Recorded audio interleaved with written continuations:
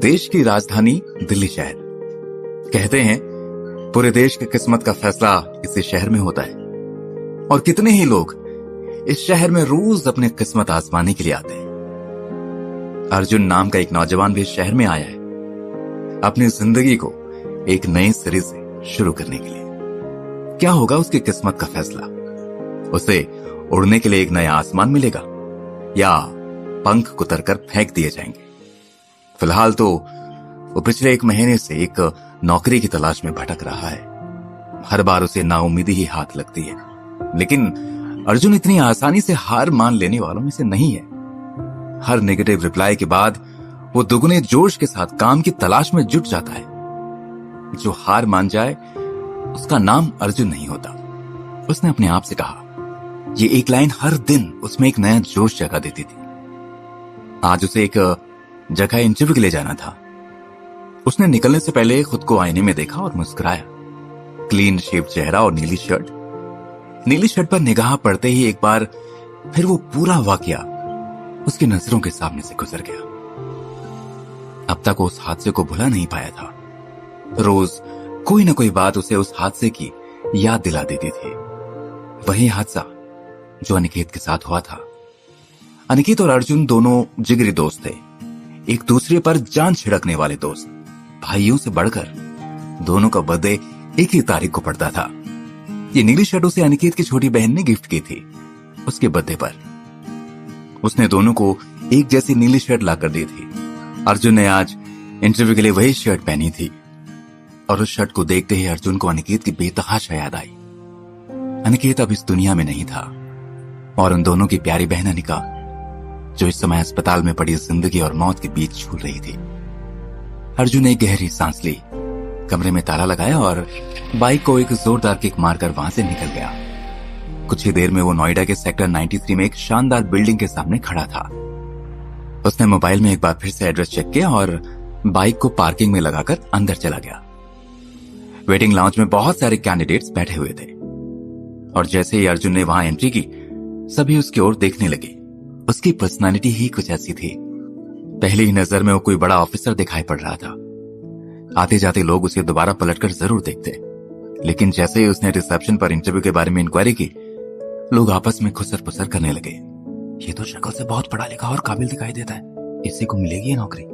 वाकई उसकी पर्सनालिटी और एकेडमिक क्वालिफिकेशंस दोनों ही शानदार थे, लेकिन इतना अच्छा रिकॉर्ड होने के बाद भी बीच के 5 सालों का गैप उसके रास्ते में रोड़ा बनकर खड़ा था। कॉलेज छोड़ने के बाद 5 सालों तक अर्जुन कहां था, किसी को नहीं पता था। किसी भी अच्छी पोस्ट के लिए उसके पास एक्सपीरियंस होना जरूरी था, और अर्जुन के पास जिस काम का एक्सपीरियंस था वो किसी को बता नहीं सकता था। रिसेप्शनिस्ट ने एक बार अर्जुन के चेहरे पर निगाह डाली और कहा, आप वहां वेट कीजिए, थोड़ी देर बाद आपको इंटरव्यू के लिए बुलाया जाएगा। अर्जुन जाकर एक सोफे पर बैठ गया। उसके दिमाग में तनाव और दर्द का तूफान था, लेकिन उसके चेहरे से कोई ये समझ नहीं सकता था कि वो इस समय किस हालात से गुजर रहा है। हर सिचुएशन में शांत रहना ही तो सिखाया था उसकी ट्रेनिंग में। वो आर्मी में सीक्रेट सर्विस फोर्स में अपने बैच का बेस्ट कैडेट था। शेर दिल बुलाते थे लोग उसे। उसके सीनियर्स उसकी बहादुरी की मिसाल दिया करते थे, और उसके साथ ही उसके जैसा बनने की कोशिश करते थे। लेकिन एक पल में उसकी जिंदगी पूरी तरह से बदल गई थी। वो आज इस सच को कबूल नहीं कर पा रहा था कि उसे एक झटके में नौकरी से निकाल दिया गया था। अर्जुन ने अपनी जिंदगी के बेशकीमती 5 साल जिस सपने के लिए कुर्बान कर दिए थे, वो एक झटके में टूट गया था। अपने बेस्ट कैडेट शेरदिल अर्जुन को यह कहकर निकाला गया था कि वो आर्मी में रहने लायक नहीं रहा। सीक्रेट सर्विस में जाने के लिए उसने जी जान से मेहनत की थी। 5 साल की कठिन ट्रेनिंग और उसके बाद देश की सेवा करने का जज्बा अर्जुन के खून में बहता था। गुस्से और जुनून की एक जलती हुई लहर उसके सिर से पैर तक दौड़ गई। लेकिन फिलहाल उसे काम की जरूरत थी, उसे पैसे की जरूरत थी, वरना अनिकेत से किया वादा वो कैसे पूरा करेगा? अनिकेत ने उसके सामने दम तोड़ा था, और अर्जुन ने उससे वादा किया था कि वो अनिका का ख्याल रखेगा, उसका इलाज करवाएगा। आज चाहे कुछ भी हो जाए, मैं ये नौकरी लेकर रहूंगा। उसने अपने मन में एक बार फिर से अपना फैसला दोहराया। लगभग 1 घंटे बाद रिसेप्शनिस्ट ने आकर कहा, मिस्टर अर्जुन प्रताप सिंह, आपको अंदर बुलाया है। थैंक यू, अर्जुन ने कहा और उठकर अंदर चला गया। उसने सोचा था कि इतनी बड़ी कंपनी में इंटरव्यू के लिए आया है तो अंदर कोई इंटरव्यू पैनल होगा जहां उससे लंबे चौड़े सवाल पूछे जाएंगे, लेकिन ये क्या, वहां तो सिर्फ एक खूबसूरत लड़की बैठी हुई थी। तभी अर्जुन को एक और झटका लगा। उसके मुंह से निकला, मेघा तुम यहां? लड़की ने अपना चश्मा उतारकर सामने रखी टेबल पर रखते हुए कहा, बैठिए मिस्टर अर्जुन, और अपने बारे में कुछ बताइए। मेघा ने एकदम सपाट लहजे में ये बात कही। उसकी आवाज में फॉर्मेलिटी थी।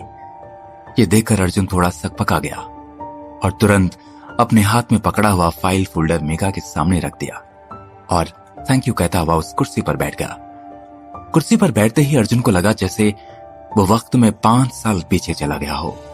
दुबली पतली और कमजोर सी दिखाई पड़ने वाली मेघा आज एक कॉन्फिडेंट करियर वुमन में बदल चुकी थी।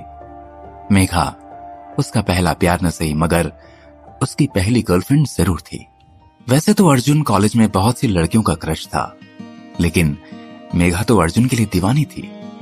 उस समय सभी अक्सर मेघा को चिढ़ाया करते थे, अगर कभी अर्जुन ने तुझसे ब्रेकअप कर लिया तो क्या होगा?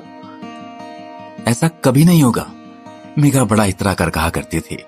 लेकिन एक दिन उन लोगों की बात सच साबित हो गई। मेघा को छोड़कर अर्जुन अचानक से गायब हो गया।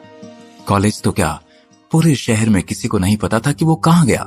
मेघा के केबिन में बैठा हुआ अर्जुन उसको देखते हुए बस यही सोच रहा था, कितनी बदल गई है मेरी नहीं, सिर्फ मेघा।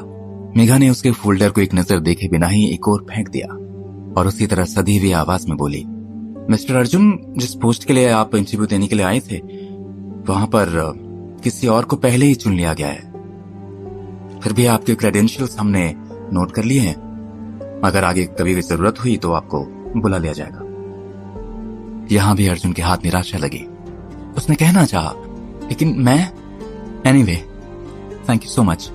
अर्जुन कुछ और कह नहीं पाया। अभी वो उठकर जाने ही वाला था कि दरवाजा खोलकर एक आदमी केबिन में दाखिल हुआ।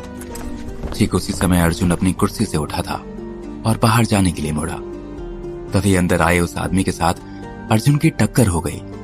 नीले सूट वाला आदमी गुस्से से चिल्लाया, What the? अर्जुन ने एक नजर उसे देखा और कहा, I am really sorry sir. ऐसा लग रहा था जैसे वो पहले ही किसी बात पर भड़का हुआ था। कैसे कैसे लोग चले आते हैं, ठीक से दिखाई भी नहीं देता। कौन है ये मेघा और यहां क्या कर रहा है? उसने मेघा की ओर देखा। मेघा ने बात संभाल कर कहते हुए कहा, ये मिस्टर अर्जुन है यश, असल में ये इंटरव्यू के लिए यहां आए थे। मिस्टर अर्जुन, ये है सिटी हेड मिस्टर यश वर्धन। अच्छा, तो इंटरव्यू नहीं लिया तुमने? यश ने पूछा तो अर्जुन के बढ़ते कदम थम गए। मेघा बोली, उस पोस्ट पर पहले से ही किसी को चुन लिया गया है। अर्जुन की तरफ घूरते हुए यश ने कहा, तो ईशा मैम के बॉडीगार्ड की पोस्ट के लिए इंटरव्यू ले लो, दिमाग वाला काम तो इनसे होगा नहीं। अर्जुन को ये सुनकर बेइज्जत महसूस करना चाहिए था। उसे गुस्सा तो आया, लेकिन अनिका का चेहरा भी उसके साथ में याद आ गया। इसलिए उसने अपने आप को काबू में रखते हुए अपने आप से कहा, ये वक्त गुस्सा करने का नहीं है अर्जुन, अक्ल से काम लो। यदि कल तक पैसे इकट्ठे नहीं हुए तो। उसने यशवर्धन से कहा, सर मैं कोई भी काम कर लूंगा। मेघा फटी फटी आंखों से उसे देखती रह गई। उसे समझ नहीं आ रहा था कि आखिर अर्जुन की ऐसी क्या मजबूरी है। यशवर्धन जोर से हंसा, ठीक है फिर अभी तुम्हारा इंटरव्यू लेता हूं। इतना कहने के बाद उसने एक फोन घुमाया और कुछ ही देर में 4 लंबे चौड़े बाउंसर वहां आ गए। यश ने अर्जुन से कहा, अगर तुमने इन 4 को हरा दिया तो अभी के अभी तुम्हारा अपॉइंटमेंट लेटर तुम्हारे हाथ में होगा। लेकिन सर, मेघा ने कुछ कहना चाहा तो यश ने इशारे से मना कर दिया। उसने अर्जुन की ओर इशारा करते हुए बाउंसर से कहा, ये ईशा मैडम के बॉडीगार्ड की पोस्ट के लिए अप्लाई कर रहे हैं, जरा इनको जांच परख तो लो, ये काबिल है कि नहीं। वो चारों अर्जुन को देखकर थोड़ा मुस्कुराए और उसे अपने पीछे आने का इशारा करके निकल गए। ऑफिस की बड़ी सी बिल्डिंग के बाहर एक लंबा चौड़ा लॉन था। बाउंसर्स के साथ अर्जुन को जाते देख बहुत से एम्प्लॉय वहां इकट्ठा हो गए। किसी को समझ नहीं आ रहा था कि अचानक क्या हुआ। ये लोग अर्जुन को लेकर क्यों जा रहे हैं। बाहर आते ही यश ने इशारा किया, शुरू करो इंटरव्यू। जैसे ही बाउंसर अर्जुन की ओर बढ़ा, भड़ाक, अगले ही पल वो घास पर लौट रहा था और उसके नाक से खून बह रहा था। कोई देख भी नहीं पाया कि अर्जुन ने कब उस पर हमला कर दिया। वो तो अपनी जगह खड़ा खड़ा मुस्कुरा रहा था। ये देखकर यश बौखला गया। अब की बार उसने 2 उंगलियों से इशारा किया। 2 बाउंसर एक साथ अर्जुन की ओर बढ़े और आधे मिनट से भी कम समय में उनका वही हाल था। लेकिन वो तीनों जल्दी उठ खड़े हुए और अब की बार अर्जुन पर हमला किया। 4 लंबे चौड़े बाउंसर अर्जुन के सामने 1 मिनट भी नहीं टिक सके। अर्जुन के शरीर में गजब की चुस्ती और फुर्ती थी। उसका एक एक मूव देखने लायक था। सब दांतों तले उंगली दबाए अर्जुन को देख रहे थे। चारों बाउंसर्स को हराकर अर्जुन ने यश की तरफ देखा। यश खींच उठा और झुंझलाहट में उसने अपना कोट उतारकर जमीन पर फेंक दिया। अर्जुन ने बड़े आराम से उसका कोट उठाया और हाथ से उसे झाड़ते हुए यश की ओर बढ़ाया और बोला, मेरा अपॉइंटमेंट लेटर सर। उसके होंठों पर एक टेढ़ी स्माइल थी। यश ने मेघा की ओर इशारा किया और वहां से जाने लगा तो अर्जुन ने कहा, मुझे कुछ और भी डिस्कस करना था। यश झुंझलाया, जल्दी बोलो। तभी मेघा बोल पड़ी, अंदर चलकर बात करते हैं सर। और वो एक बार फिर से मेघा के केबिन में आ चुके थे। अब अर्जुन यशवर्धन के ठीक सामने बैठा था। उसकी आंखों में आंखें डालकर अर्जुन ने कहा, आपने मेरा टेस्ट ले लिया है और मैं उसमें कामयाब रहा। जाहिर है अब मैं इस पोस्ट के लायक हूं। यश ने चिढ़कर कहा, मुद्दे की बात करो। अर्जुन मुस्कुराया, मुद्दे की बात यह है सर कि मैं अपनी सैलरी खुद डिसाइड करता हूं। ये सुनकर यश जोर से हंस पड़ा। यश ने मेघा से